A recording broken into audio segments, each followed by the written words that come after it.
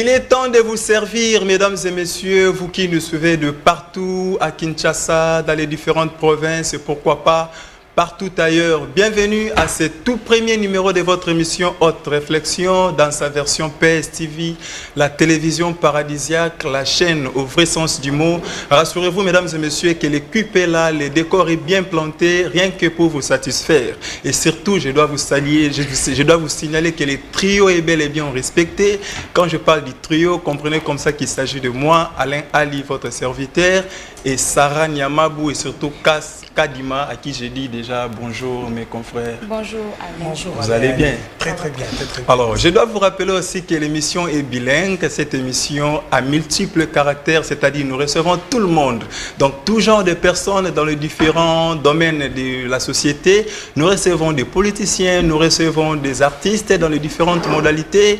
Nous recevons également des sportifs dans toutes les disciplines possibles. Pourquoi pas les opérateurs économiques et les hommes de Dieu. Alors, pour ces numéros de l'émission, mesdames et messieurs, j'ai l'honneur de vous présenter l'invité du jour qui s'appelle Monsieur Christian Nzembele, analyste politique kabiliste. Donc, hier, Ami Bengaranae kabiliste. Je dois vous rappeler aussi que l'émission est bilingue, question pour nous d'extérioriser librement nos pensées et surtout chercher l'interactivité, l'interaction rapide, si vous voulez, avec ceux qui nous suivent à la maison. Monsieur Christian, déjà sur ce plateau. Bonjour et bienvenue dans Haute Réflexion. Bonjour, Nabino Nyonso, journaliste Nazane Siwaosa Nabino, na 4 Okitoko et PES TV. Donc je suis très heureux et je salue tous les Congolais.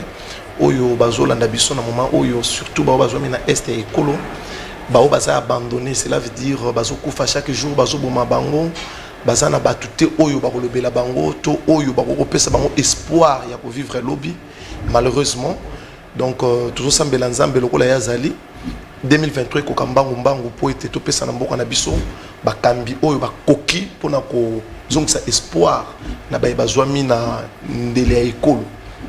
En tout cas, merci. Tant que vous déjà ma solo et école, la moni pena koza mwana mboka na est ndenge zotungisa. Vous pensez déjà na bande connexion est c'est ça malamu. Kasi vous allez politicien, vous allez moto, vous fandi na siège politique mingi. Na lingina tuna o motuna lelo o Congo esi ko kisi 61 ans depuis son accession à l'indépendance. Tous na ba richesse ngana yo totanga na géographie. Ba richesse ya mai, ya se ya mabele o toyebi ngana yo. Mais qu'est-ce qui fait que le pays n'arrive pas à décoller? Qu'est-ce qui fait que le pays n'arrive pas à déclencher, à sortir de cette pauvreté immense qu'éprouve la population aujourd'hui? Est-ce que ça par manque de compétences, il y a bateau dirigé depuis 1960 lelo, tout le bakeza car que volonté politique des athées, tout ce qui peut rejoindre bakino mususu baloba que to senga indépendance trop tôt ya mwana makambo simbarate. Bon, et là on a ko loba ezali kambo ya kibomoto. Kibomoto to loba bongo conscience, prise de conscience. Congolais ou ta 1960 tant où tu accéder à l'indépendance et belé ba Congolais bazo banza te bolamu na bango ko toujours libanda. Kokanisa ke bolamu ko libanda nde yangwana ils ont empêché biso de développer d'autres comploter contre Mboka na ba ya libanda pour na poser un pouvoir. Tozwa ka bato quand même ba kanisa ka ke Congo ko développer yango moko. Notamment Lumumba to yebi kaba na Mboka ba Congolais ba comploter contre ye ba boma ile loza na mabele. Moko ko continuer combat Lumumba c'était Musée Laurent Désiré Kabila. Malheureusement de la même manière qu'on a tué Lumumba, c'est de la même manière qu'on a tué Musée. Donc toujours pour un complot au bamindele balingi te biso se développer biso moko.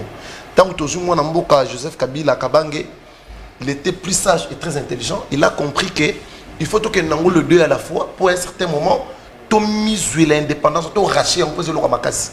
To yebi biso moko le lenga comme en 2001, to yebi tumbani na Burundi comme en 2001 pour tu organiser l'élection en 2006 et les lots to yebi relation ni na zanango na occidentaux.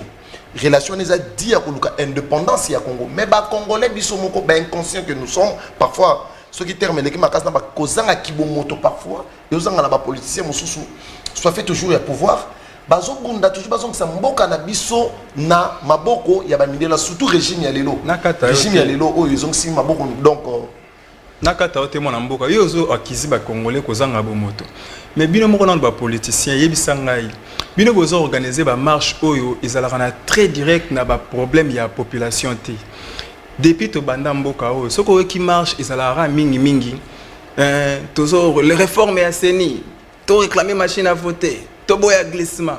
Mais baram yango ezotundisa bana mboka une histoire bête, passez-moi l'expression très chers téléspectateurs. Nani sa téléméli yango. Rémunération nani sa penser na rémunération mensuelle. Il y a ba policier na ba militaire. O eza sur bando liango na gare centrale tio koma batete la mbongo esili. Nani sa marcha pour na likambo wana. Au moins teke bino ba politicien de bozo koti sapé mboka na moi mbri boko c'est la population. Mais c'est les journalistes là on a rebisawe sengelo yeba été mboka indépendant na politique oyo régime était en place. Cela veut dire politique sur l'armée, politique sur la santé, politique sur les sociales. Politique wana ezakana moto akumbi yango akumbi vision wana. Siko soki moto akumbi vision wana yemo kaza incompétent au départ, conséquence nango ezalaka toujours na peuple. Yango zo mona peuple faut souffrir. Yango zo mona bazo kata peuple mbongo wana.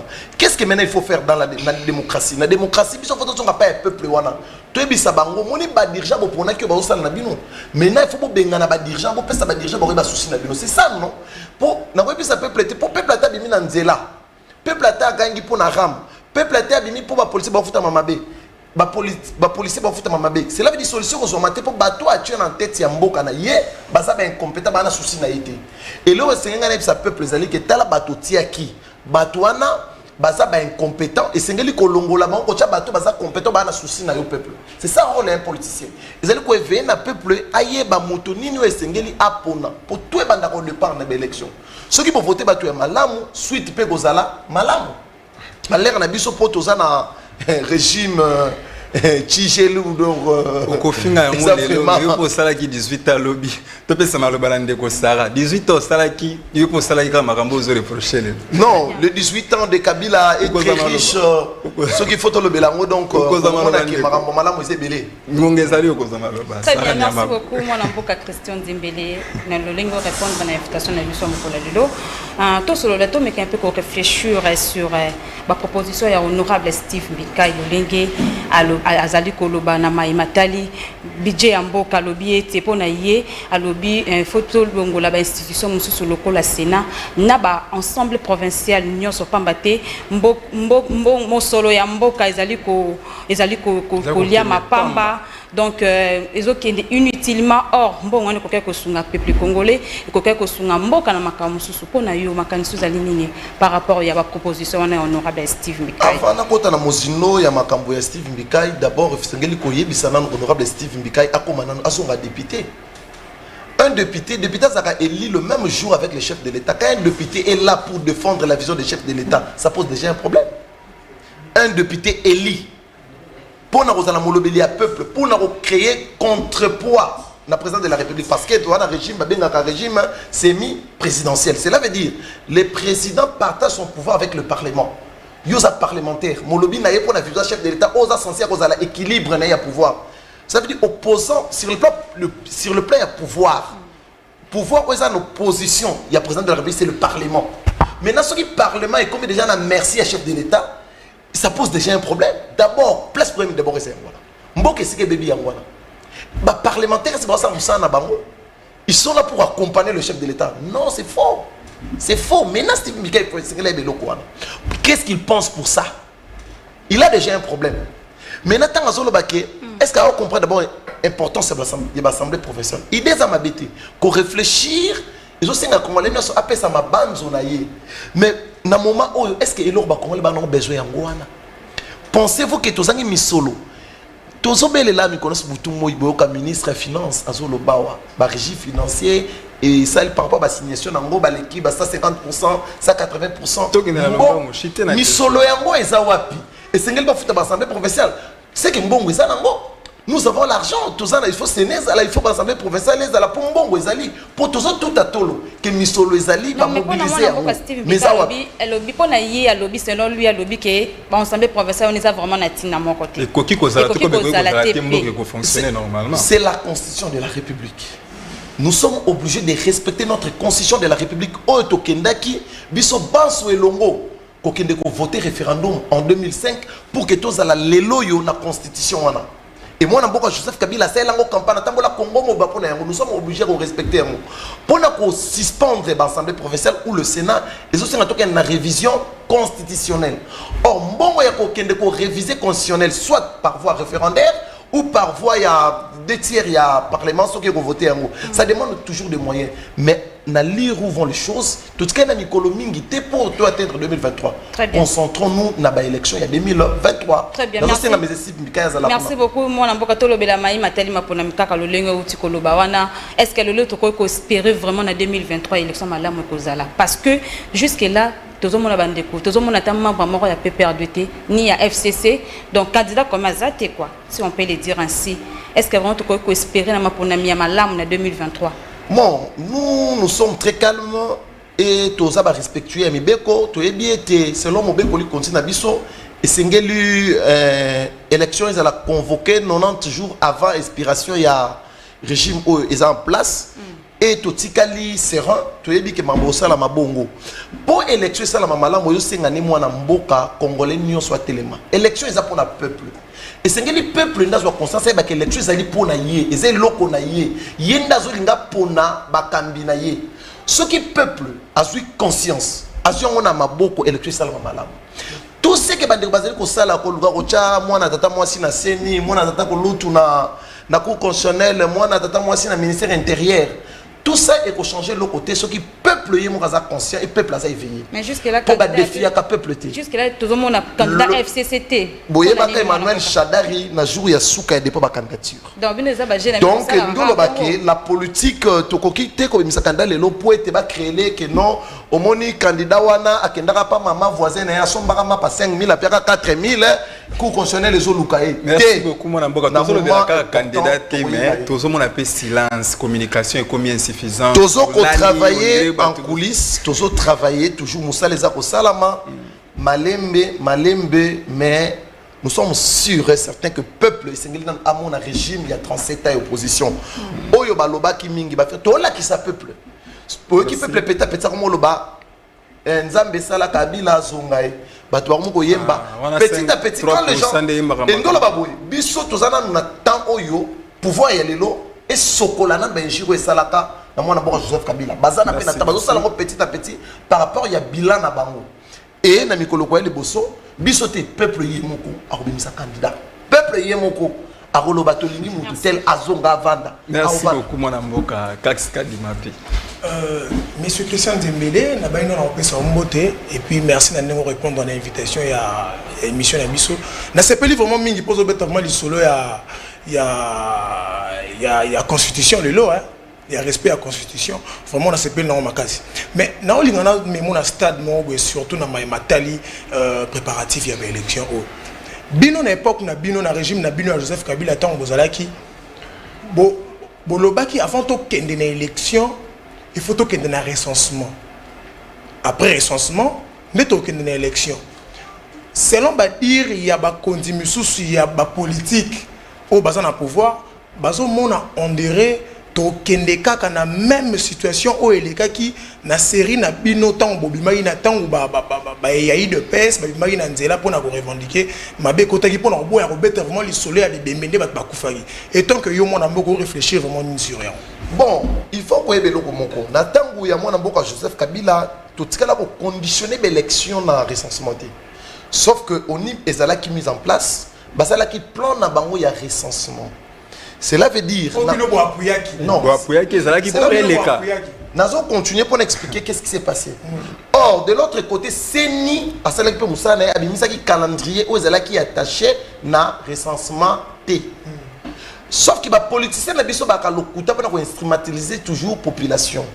C'est une instrumentalisation inutile. Pour la loi électorale proposée par Evariste Bochab, nulle part. Baloba qui a été élection au Salama au-delà de 2016. La loi électorale, ils ont bon voté. Mais recensement, c'était l'article 7. Juste la loi où il y a qui peut recensement na 4 fois, qui recensement Salama. Mais Baloba qui était que élection au Salamate, ce qui est recensement exaté. Joseph Kabila, Kabangi à son temps, a imposé na Congolais de l'autre côté. Il y a un parlement, et c'est là qui est indépendant, et bien normalement, dans le parlement, le Sénat, il y a et l'autre, ils ont tout ça. Et ils ont se rappelé dans le discours, il y il y a papa Kengo qui était Toyoka Balabala. Alors, Monique, article 7, on a posé qui problème. Article 8, si je me C'était trompe l'article pas. 7. On a juste modifié l'article 7. Pour nous, on a ma pronomie et salama avant recensement ou et salama sans recensement. Et ma pronomie salama qui, par rapport à Boyoka, il y a classe politique. Cela veut dire tant que Mbokeze a Moutouté, Mbokeze a Ngaïté, Mbokeze a Messechilo Mboté, Mbokeze a Fayoulouté, Mbokeze a Bakongalé Nyonso. À un certain moment, quand les choses ne marchent pas, et c'est que les Bakongalé Banso Bavan de Sikamoko, Moto na Moto, après ça makanisme na ye, alors tout ça le kanisme, on peut être marabou le Kamala, Ndemo Namboka Sanaki, Natango na ye. Bande quoi les lopé, c'est une balanda modèle. Bande quoi il faut balanda modèle, mais dans l'ingana mais sur la stade Moussou. Ce qui il faut ça la différence entre le régime Nabino et les Kakala. Il y a bakabiliste na oya lelo oko analyser sur yango sur le plan politique et sur les plans gestionnaire et sur le plan de la gestion au kansani koto na qu'est-ce qui marche ou bien régime ni simbagi vraiment système politique malam on a système ou simbagi truc gestion malam penate différence ezali na 3 niveaux na koloba niveau liboso c'est l'incompétence. Régime ya lelo baza ba incompétent. Régime ya lelo. Oui. Régime ya lelo ndi ba incompétent. Lelo ba lukate lelo ba salate. Ah bon. Deuxième chose, régime ya lelo biloba loba. Koloba mingi musala mke. Bande ko. Tika na rappel ma téléspectateur. Peut-être boye bakati. Biso to va ngai na botami na époque Zaïre. Mais pour la première fois na mona ba grands travaux na ville province à Kinshasa, je vis avec Joseph Kabila. Na moni ba engin et na moni ba mabulu timola mi na boulevard Lumumba. To somba ba kashine biso so za ba kashine vers 2009 2010 to là déjà ba kashine cela veut dire quoi nous avons vécu nous biso to moni banger to moni misala ça veut dire kolobate to vivre yango awa na mboko to vivre ba grands travaux avec vous bon moni on bozaki ba témoin to moni quand Kabila était là en 2006 to moni changement to moni misala to moni impulsion oyo moi na mboka to ça dire pouvoir y a ba élection to moni misala nous avons vécu ça. Aujourd'hui, bientôt 3 ans, Félix est là. Qu'est-ce que nous avons vu? Le changement que voilà, nous avons vu. Quand même,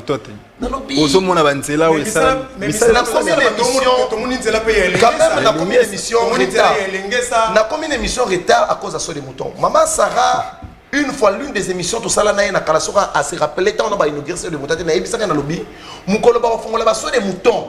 Embouteillage, je recommande ma casse pour les cas avant.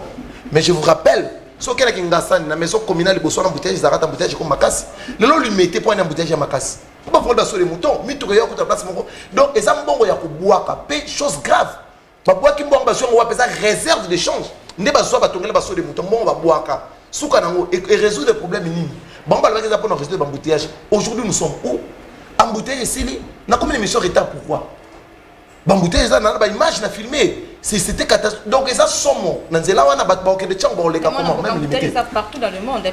Na ba poto pas embouteillage. Cela veut dire quoi? Embouteillage jamais quel que soit embouteillage mutu kai ko ça la place moko 1 heure du temps. Embouteillage ça ramène tout que ce qui ne malembi.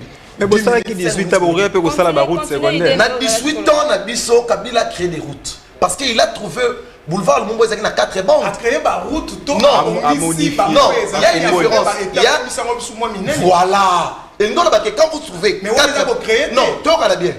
Tant que beaucoup de presse, ils ont 4 bandes. Botongi sur 4 bandes, nous comme 8 bandes. C'est ça construction. Cela veut dire que tu construis sur 4 bandes. Il y avait 8 bandes, tu tongi sur 4 bandes. Ils avaient 4 bandes, tu tongi sur 4 bandes et comme 8 bandes. Cela veut dire que le boulevard Lumumba est comme 8 bandes. Boulevard 30 juin est comme 8 bandes. Et ça, la construction. Kabila a construit 5000 km de routes. Mobutu a 32 ans, on a fait que 2000. Je vous explique, le long régime, où il y a le long, ça déjà 3 ans bientôt. Pour la janvier, 3 ans. Combien de kilomètres de routes construits? Mais récupération, ça va calme. Voilà, il y a bon qui s'habille par rapport à autres. Et ça l'a mis déjà peu baro bazolo baba. Et ça l'a mis what? Moi la moutonne a des cocax répondre rapidement parce que différence. Voilà. Système politique politique ya bino bosala. La tanga déjà 2 points. La qui au Marambotali d'abord incompétence notoire donc on a évité niveau ni tokolo belango système politique actuel les a caractérisé sous tribalisme. Aujourd'hui c'est le tribalisme. Ça fait peur de parler Mais Nalobi, tribalisme. mais moi, je me pose la question. Est-ce que le chef de l'État, il y a ça qui pas cité nation? Pourquoi Léon a saigné Moutoua au Bimaté? Parce que pour Moutoua, c'est la communauté, soit Kalonji, soit Kadima. Mais je me pose la question. Pourquoi Baboyaka Rossar Malonda? Pour Rossar Malonda, même Ndenge Rossar Malonda Zalaki élu, de la même manière, nous sommes pas comme dans le déni, de la même manière, Denis pas élu. Mais pour Nini maintenant, Bandeko va voir Rossar Malonda, va soulever la photo Rossar Malonda. Bah c'est ni Denis. Pourquoi on est dans ce Kadima? Ce qu'on a dit, c'est qu'on a fait le président de la République. Le président, tout sous-estime le président de la République. Azali, garant, il y a bon fonctionnement, il y a une institution, il y a une institution. C'est là que les institutions, ils ont posé problème, c'est lui le responsable, numéro 1. Parce qu'il y a un garant, il y a bon fonctionnement, il y a une institution. Quand ça ne marche pas, c'est lui. Mais voulez-vous qu'on dise qui? Toshite Mwanamboka na première partie de l'émission. Dans cette émission, autre réflexion, tous à la rubrique na bisomoko comme on a impression. On dit que papier aux alangomi balewana. Ça dit yo ozo papier moko. Au fongoli na kati. Tango au fongola certainement okuta na kombo moko o ya politicien o yebi. Alors au sein la psoka lecture na ye, au pesi ba côté positif. Négatif, non négatif naïe sur le plan politique. Ndenga sala ndengo yebeli nini ya malamu retena ya ponaye na ya mabe comme conseil retena nini ponaye. Okoko zwa papier moko olingi au fond. Ah, ça pas bon c'est ça ya mutu oyo. On a landela mingi te bon. Toye baraka. Oza sincère ko yeba ye au fond lui yebisi biso kombo oyo okotina kati. Ah. Comme bon nous na seki poza mutu na maîtriser moi bien. Ah. Ça linga moi bien makazi. Comment ni? Bati lukwebo. Le fait bati. Ah na pese mbote so Hollanda biso. Ba côté positif na ye côté banda politique na ba côté négatif. Oyo c'est fait en mode. Côté positif monsieur Bati lukwebo en termes de vie en termes de vie à la vitesse ça la calcul kweba ke ah ndenge kendawa na osanga poste fona yebi na moto na calcul wana azana ngoma kasi mingi côté positif bato basala cope il faut rejoindre par exemple on yeba non on est noté ka mikate bona mona na mikolo ya mbuba nem de comme un impact fona tika mikate na ke na mbuba côté wana aza makasi mingi mais côté ko eza moi malamu te ezali ke yaza après ya kopesa nyonso pour la poste ça veut dire pour ce qu'il veut il peut tout donner même son honneur pourquoi soit poste même son honneur oui il est prêt à tout. Il est prêt à tout. Les lots aujourd'hui, c'est Jean-Marc Abounda au dirigé. Or, sur le plan politique, Jean-Marc Abounda a un point battu sur le plan politique et même sur la CV. Mais c'est maintenant, c'est lui qui est dirigé. Cela veut dire qu'il est prêt à céder parce que il a besoin au moins à la Sénat. Si on a quitté Joseph Kabila, c'est parce que Joseph Kabila a été sénaté.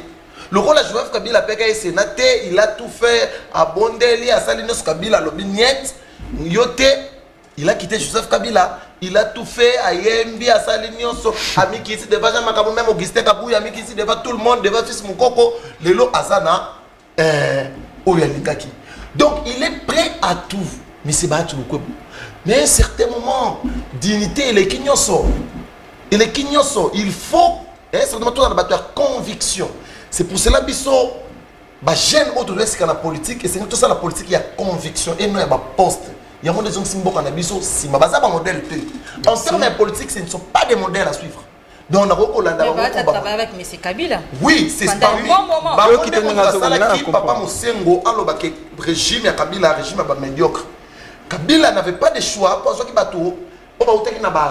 Guerre, rebelle, on n'avait pas de choix, on avait besoin de stabilité.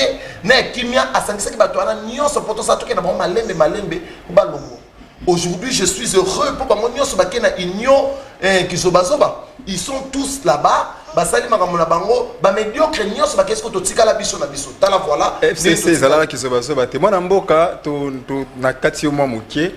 na ce pays na réflexion na yo parce que biso awa na rubrique impression to zo rapena comme to tira commentaire te to tieku to poto moni o étaler moi mingi za la avis ya mutu ndenge ya lobeli to tira rapena commentaire te mais si on doit parler de l'état d'urgence de l'état de siège qu'avait décrété le chef de l'État aujourd'hui est-ce que to kokolo ba kezo bota bambuma c'était quand même le moment guerre ya est au régime ancien et vandaki bato bakufi ozomona te que procédure quand même ya mokonzi mboka il a kisi volonté oyo aza nango koleka président honoraire ya kala pona ko aussi sa guerre ya est ba espère bazoya américain je crois tam so esi ba komi évaluation na yo par rapport à état de siège omoni te que évolution ezali mwa mokie koseka na seki eza koseka ya pasi na seki koseka esengo te nalobaki na ba émission mosusu ke ntango balasaki état de siège sika moi ba minganga soki biso toza tobelaka malaria tokendaka na hôpital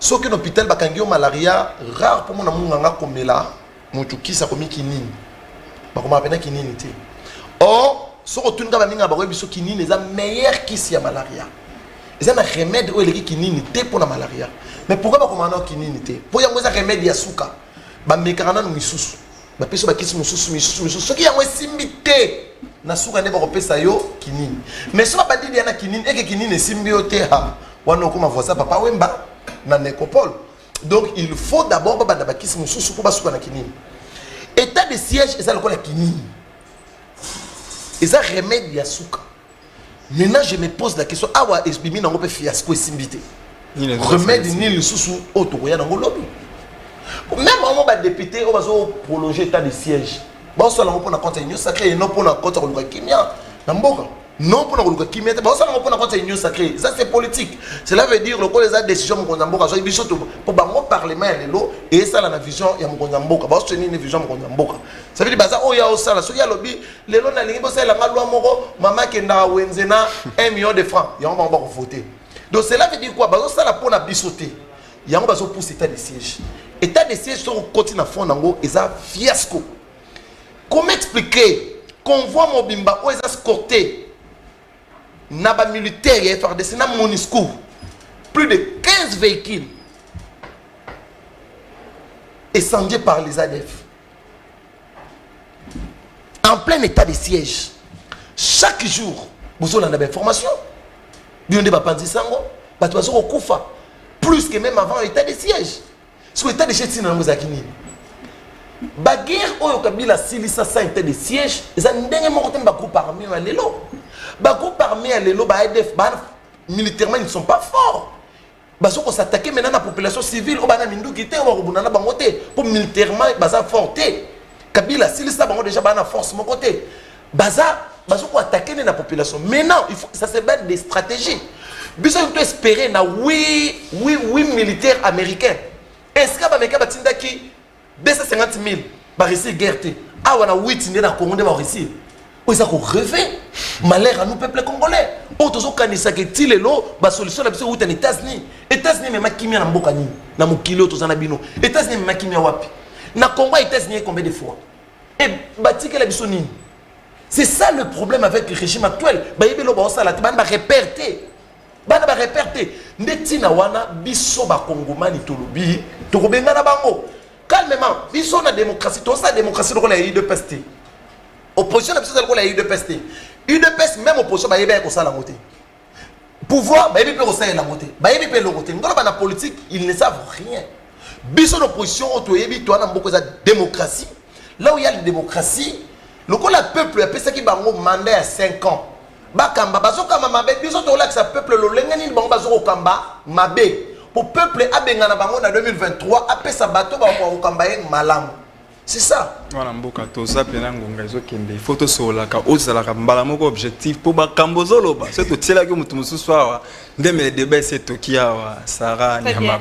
Moi mboka Christian Zembele to lobela mai matali IGF. Lelo tozomona IGF eza ko sala mosala kitoko. Pepe zo sepela, bato bazo sepela ndenge IGF zo sala mosala azo kanga bato. Azo kosa bato na baboloko. Mais motuno ezali bo ya koyeba. Est-ce que Lolenge IGF azo kanga vraiment bato wana bato bazo détourner bambongo ya l'état congolais. Est-ce que mbongo ngozo zonga na ba trésor public peuple azo bénéficier nini na makambo etali IGF? Mwana mboka makanisino ezani. Pour mitune ezali ayo. Soki mitune ezala rapé ngai ngana tuno yo le peuple c'est la nini. Pour ngati mna yemba Félix Wazora yemba que demande le peuple. Ba réponse ya question des sengwa peuple. Que demande le peuple? Réponse ya question na des sengwa peuple. Peuple n'a pas ça alia. Attends bien.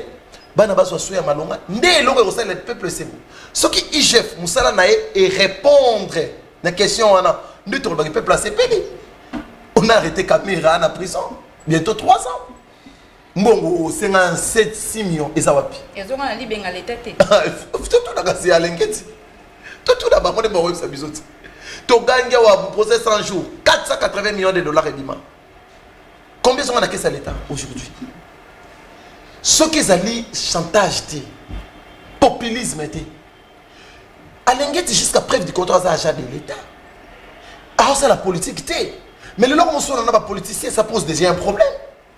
Comment un agent, il y a l'État, à comment le soin dans la politique, c'est la politique. Comment? Or, à ce moment-là, a sali enquête pour IGF, nous avons mené une enquête. Cela veut dire quoi? Il y a une gestion, par exemple, sur l'État, il y a une mission sur l'État, et ça, nous avons mené. Si rapport, on a déposé en la justice, c'est procureur ne mouton saisir le dossier pour être à Sambisa mouton, souka ne pas qualifier mouton à Moïbi. Mais Alingeti est allé très loin à qualifier Sénat Nabiso. Et si quelqu'un miibi, en quelle qualité à qualifier Batou miibi, ça pose un problème. Il faut toujours la sincère entre nous. IGF ezali instrument, il y a pression T. IGF ezali et l'oko instrument à l'État, il y a contrôle. Pour contrôler le Parlement n'engezali, le la Cour des comptes n'engezali. Asale Moussala ne a pris rapport n'a acquis des droits. Mais journaux et copé ça toujours information, il y a rapport. Mais il y a un rapport, on a qualifié de un rapport. Non, il ne faut pas interpeller. C'est la justice. J'ai bien dit ça, vous allez la justice. Et ça, vous allez la IGFT. IGF, faut le baquet. Tu as remarqué que Misolo, oh, ils allaient qui pour te battre un so de mouton, battre un boyer, et ça, salami malamouté. Justice, yo tala na lisu na yokuna. Justice, n'aime pas le baquet. Ah, tant que tu l'as dit, tu as dit telle personne a détourné Misolo à l'État. Ce n'est pas l'IGF, non. Tous ces abats. Tout ça, pour ne pas avoir été longo, il faut que nous clamions et salam. Il faut que nous ayons des missions. Il faut que nous ayons des missions. Il faut que nous ayons des missions. Il y a des missions qui sont dossiers font lobby lobby. Nous sommes clameurs et autres caca. Dans le lobby, chacun d'entre eux, il n'y avait pas de clameurs. Mais la gravité. Quelle gravité? Qu'est-ce que Jacques par rapport il y a Jacques Ndala, c'est un fait au Seigneur Soyou. Vital Kamere, c'était une simple invitation. Ils n'avaient même pas convocation. Invitation de l'Ozara Namakala. De Pokota Abimara. Jacques Ndala, ils avaient loko et yokani. Mais il a été il a fallu c'était un rapport vérification c'était un rapport comme le rapport de Bukangalonzo. Zaki même rapport comme rapport à Bukangalonzo. Au moment où l'ingéta ça une émission, allez quand bosso bon on cité va convoquer les quand émission et ba collègue na nous mususu pona koloba. Nenga le kapo na kaya Bukangalonzo. Asala ngona na kaya été longondo. Wana ezali batu balé j'ai mon copain pour affaiblir batu ko batu ba lo ba tute que non voilà ko le chantage tétal ba kangi mutu ayi dépêche. Mais on a encore pour la na question dans le comme ça que IGF a ça musala malamu te. IGF a rosala musala na malamu soki peuple congolais moni mbando ya musala IGF. Soki peuple congolais ba métier ko banga ba na greffe lundi greffe ba salis ba na greffe te pour misolo zongi na libenga ya l'état ba futi bango ba prime na bango ba non aligné ba komi aligné. Mwana mboka. Sande bango ba ko. Et loko zoe baté. Démarche ya IGF eza malamu pona nini? Parce que mbano ko ya sima. Mais du fait déjà que Moutou a commis ko banga ko simba libenga mbongo ya l'État, ils ont ça déjà que mbongo yiba malsunde bando yiba maté. Pourquoi bolingi ko ndima té? Toto se comprendre bien. Dans le but que pona ko zongi se ko banda ko zongi. C'est IGF. Pour IGF et c'est créé. Yo lobi ba ko ndima yango na no teti ba ko mona mba. Na lobi te ba ko ndima te. Na lobi ba ko CP là, na on avait la ko CP là. Peuple a CP là kana kolia, ko tanga, ko lata, ko za soin malamu. Et ngolo balokola IGF azokanga batu c'est que misolalité ko yiba malisusu te et c'est que peuple mona mbano na yango lokola misolo ekoti lokola misolo ba yibi lisusu te voilà budget na biso tozalaki na 4 milliards lobi kuna to komi na 32 milliards pour être misolo banda ko bunga ezongi ba canaliser yango ba grève eza ben paiement eza lisusu te ba salaire ya batu e mata. Merci beaucoup mon amboka Christian Zembele. Vous critiquez beaucoup. Pourquoi pas couper ça peut ma piste de solution? D'être dans un état de siège. Donner aussi quelques positions. Oui, au ça là que état de siège est si la question dans un liboso. Yami Balé, les 15 awa la Mouka a organisé marche naé pour na côté la violation de la constitution. Et tant que yo moi namboka kabiliste oso réfléchir ni vraiment sur rien. Est-ce que marche on a pas quoi aboutir? Voilà, bon ngai ouais ça n'engage que moi. On a dit que politique a marche il faut un format totalement à un certain moment. Mais bah ça va pas faut de pèse. Ni ne faut pas ni pouvoir. Non, mais oui, il faut écoutez de pèse le pouvoir. Toyo canadien, pouvoir. Il de passe à ce pouvoir pour la marche. Il de passe à ce pouvoir pour l'élection. Cela veut dire qu'il y a eu élection. Mais ça fait partie aussi, il y a la pression. Non, non, tu as le pouvoir par pression. Tu as le pouvoir, le lingue constitution et sengaki. Kabila a sali deux mandats constitutionnels. Ndenge mobekoli konzi et sengaki.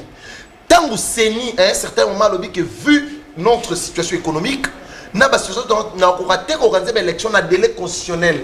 Baimbo kanyoso bavandi basangani balobi te boye to yokana to sala calendrier to élection en 2018 voilà to kabola pouvoir boye oye okene en opposition to sala boye ba organiser transition ensemble cela veut dire lelo to kena maponomi et puis misi mwana mboka Félix Tshisekedi akoma tata mokonzi ya ekolo cela veut dire quoi et ça te que pour ba marche là objectif. Si on a combien de marches au IDPS à Salaka na Tango pour obtenir solution ni bazwaka. Bah ça là combien de marches pour nos élections en 2016 ça n'a pas tenu mais le problème est que na mboka na biso et qu'on peut repérer sa solution comme tel et qu'on peut repérer sa telle. Mais tant qu'on tourne la question il y a ma proposition on a besoin pour état de siège. Quelques pistes de solutions. Oui, pour ça l'état de siège ici. Ce qu'on chité déjà moi rapidement. T'es nazo chité na question ana. Mon proposition est dans Moussikate. Tata Mokonzi Akala Joseph Kabila, il est toujours en vie. Qu'est-ce qu'il a fait pour terminer les M23? Et là, on est à Salaka pour aussi sa scène de paix. La guerre a mené nombre et connaîtra. La stratégie est là. Et ça, il suffit que Tata Mokonzi Asika. A que du monde naïe, a tout naïe, au Salaka Magini, a Rolakisaye. C'est ça que vous avez ça qui des ensemble ya kuto bola kisiete tie bakabwana na ndeko amona mboka ko déjà ensemble messieurs régime actuel azaki na conférence de choses cela veut dire tout ça na en coalition mais il y a ça na coalition na ba américain na ba mindele ils pensaient que mboka ko tongama na bango c'est ça le vrai problème nous on travaille ici on travaille les banda cause ndé ngwana lelo nous sommes où to kabwana bodeza to kabwani guerre ici na SR. Fonctionnaire va se payer un salaire. Merci. Soldat va foutre ma bien. Merci. Blocage ici là. Merci. Ça bientôt qui t'a dit $. Merci beaucoup. Merci tout le monde pratiquement la souka. Donc vraiment pratiquement la souka. La 10e ici qui dit. Oh oui, il y a solo. La 10e. Et qu'on quitte dans non, il quitte dans Mesdames et messieurs, nous sommes arrivés pratiquement à la fin. On a toujours l'habitude de dire que les bonnes choses ne dire jamais, mais je crois qu'on a eu quand même un petit moment agréable. On a partagé le plateau ensemble, on a extériorisé nos idées. Nous assurons les téléspectateurs balandi biso ba sepeli. Alors Toroyeb Sarah kana ba annonceur na bino batu oyo bolingi ba produit na bino makam na bino yebana. Voici la meilleure adresse. Nous sommes sur PS TV, la télévision paradisiaque, la télévision au vrai sens du mot. C'est-à-dire bo contacter biso na ba numéro tout ezawana bokoye ba détail nyoso torosola dans l'amiable quoi. Émission na bino yango yo autre réflexion avec le trio lelo ezalaki mwana mboka Christian Nzembele to yambaka batu nyoso yo pe ozana poso leka kaka na ba numéro wana toko solo la et puis okoleka na yo comme il se doit quoi. Sinon tokutani lisusu jeudi prochain donc na 14h10 et puis rediffusion bokoye bango kalamite parce que tozali nanu na ba pour parler ba kotiela biso air ya bien ya rediffusion na jour ya bien au beaucoup banolanda autre réflexion en tout cas la nouvelle image de la presse congolaise bisoye. Sinon on se retrouve le jeudi prochain à 14h10. Bye bye.